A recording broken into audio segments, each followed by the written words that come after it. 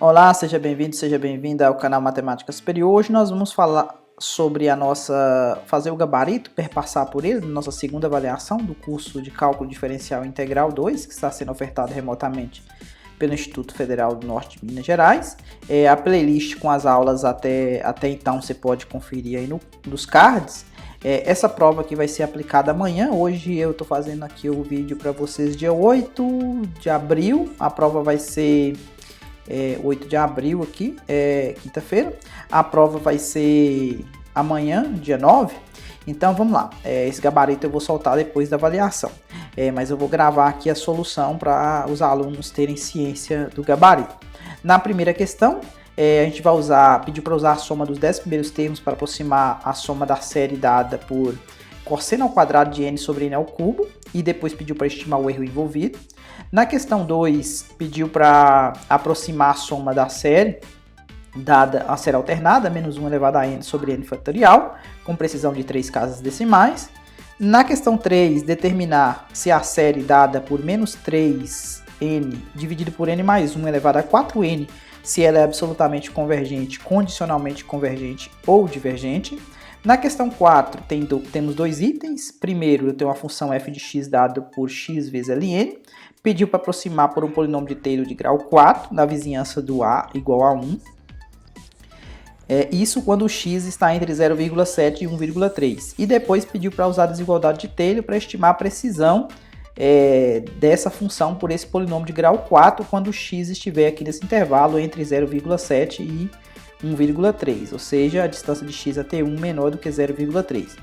E por último, pediu para fazer um mapa de contorno para a função f de xy, uma função de duas variáveis aqui, tá vendo? Ln de 4x² mais y², e mostrar várias curvas de nível, né? Pelo menos 4 curvas de nível. Então vamos lá fazer o gabarito. Aqui está a nossa primeira questão, a questão 1. Eu coloquei aqui para a gente, já fiz a solução para ficar mais rápido o gabarito. Enquanto isso, aqui do lado, a política chegou até a gente, o Pacheco aqui está, decisão judicial aqui do Supremo aqui para a CPI da pandemia. O Rodrigo Pacheco está falando aqui na Globo News aqui do lado, mas vamos lá. Enquanto isso, vamos falar da nossa questão. Aqui, quem que é meu S10? É a soma do A1 até o A10, ou seja, do cosseno ao quadrado de 1 sobre 1 ao cubo até o cosseno ao quadrado de 10 sobre 10 ao cubo. Quando você faz essa conta aqui e soma todo mundo, você vai encontrar esse valor aqui aproximado. 0.365.0021.842. Bom, agora eu quero estimar o erro envolvido. Como que eu vou fazer isso? Eu sei que o cosseno ao quadrado de n, o cosseno em si de n é um número entre 1 e menos 1. Como ele está ao quadrado, então significa que vai pegar só a parte de 0 até 1, só a parte positiva. Então, quando a gente divide por n ao cubo, para ter essa expressão dada aqui na questão, então o que eu vou ter? Eu vou ter que vai ficar menor ou igual, porque o cosseno divide aqui dos dois lados, né, por n ao cubo, tá vendo? Vai ficar menor do que 1 sobre n ao cubo. Isso aqui é uma série P, com P igual a 3, maior que 1, convergente. Então, por comparação, como ela é maior, né, então essa aqui vai ser convergente. Beleza? Dando continuidade na questão 1, como é que eu faço para poder estimar? Lá na teoria, a gente viu que, como a série P ela é maior do que essa, então se eu conseguir estimar o resto para a série P, esse resto ele é maior do que o resto dessa série aqui que eu estou querendo. Então eu chamei de R1N o resto dessa série aqui, R1, tá vendo? Para essa primeira série, é o R1, e R2 para essa outra série aqui, R2N, o resto dessa outra série, a série P. Então eu sei que isso aqui é verdade, por quê? Porque a série P ela é maior do que a série que eu tenho. Então nós vamos estimar o R1N através do R2N. Então eu vou utilizar o teste da integral para a série P, tá vendo? Essa aqui é a fórmula, tá vendo? Que a gente utilizou lá na aula 10. Vocês podem dar uma conferida na aula 10, a gente tem a fórmula lá que fala estimativa do resto para o teste da integral. Então aqui eu faço a integral de 10 até infinito, tá vendo? A função f de x que aparece é 1 sobre x ao cubo. Logo, o R1 que eu estou querendo estimar, ele é menor do que o R2, tá vendo? Para os 10 primeiros termos aqui, somando as somas parciais dos 10 primeiros termos. Fazendo essa integral aqui, utilizando integral imprópria e tal, essa conta a gente já viu como é que faz, a gente encontrou 1 sobre 200, que dá 0,05. 0,005. Então, significa que esse R2 aqui, para a série P, ele é menor do que esse. E como esse aqui é maior do que esse, então esse resto aqui que eu estou querendo, por transitividade, com certeza é menor do que esse valor. Então, significa que essa... Tá vendo? Tem 2 zeros depois da vírgula, então significa que até esse 36 aqui, ó, tá ok essa soma aproximada para a minha série cosseno ao quadrado de n sobre n ao cubo. Bom, a questão 2 pediu, é uma série alternada, tá vendo? Pediu para a gente aproximar a soma com precisão de 3 casas decimais.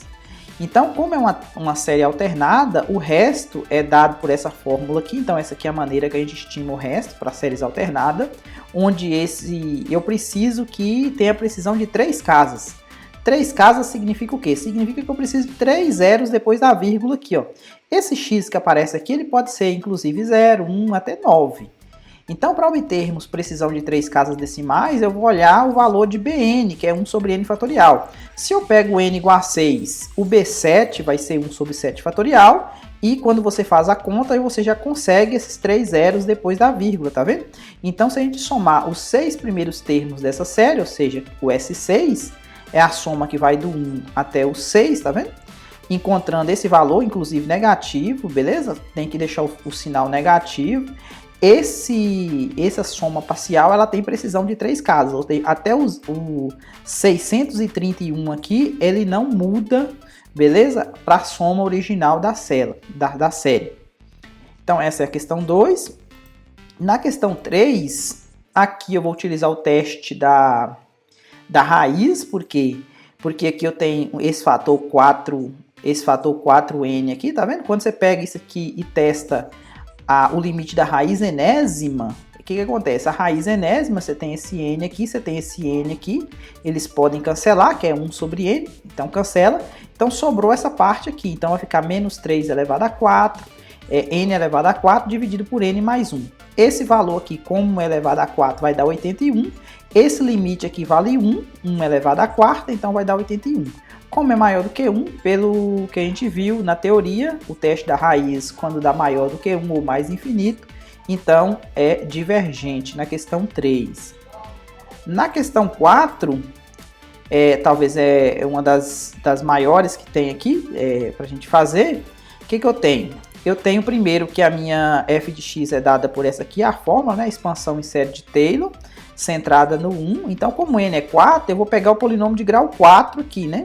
Então, esse polinômio de grau 4, ele vai ter essa expansão aqui. Eu vou precisar de todas as derivadas, tá vendo? Desde a ordem 0 significa a função sem derivada. A de ordem 1 é a derivada primeira, a de ordem 2 derivada segunda, a derivada terceira, a derivada quarta, tá vendo? Aqui eu calculei o f de 1, que deu 0. Derivei a função e apliquei no 1, deu 1.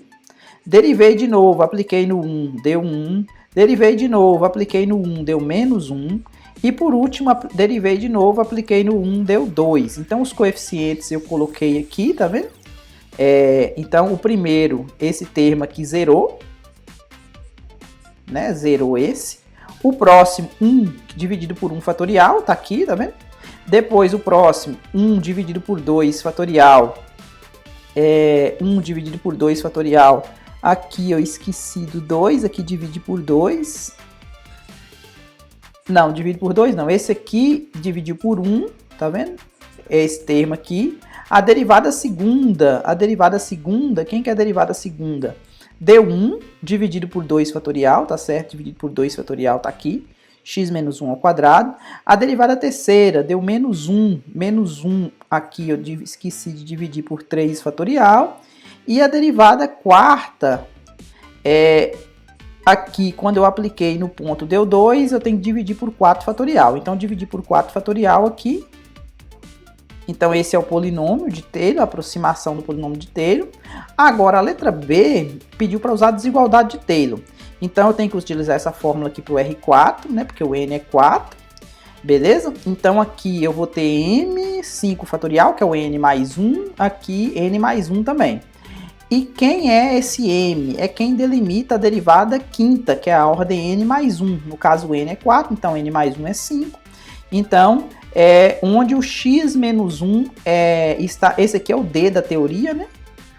Ou seja, o x está na vizinhança de 1, visto que o x, tá vendo? Está entre 0,7 e 1,3. Então, como é que eu faço para poder... O x está livre, né? Para poder encontrar esse valor de m. Então, esse valor de m, vamos dar uma olhada aqui. A derivada quarta que a gente encontrou é dada por 2x elevado a menos 3. Então, isso aqui, quando você deriva de novo, né? Esse menos 3 vai cair para cá, deu menos 6, subtrai 1, deu essa expressão.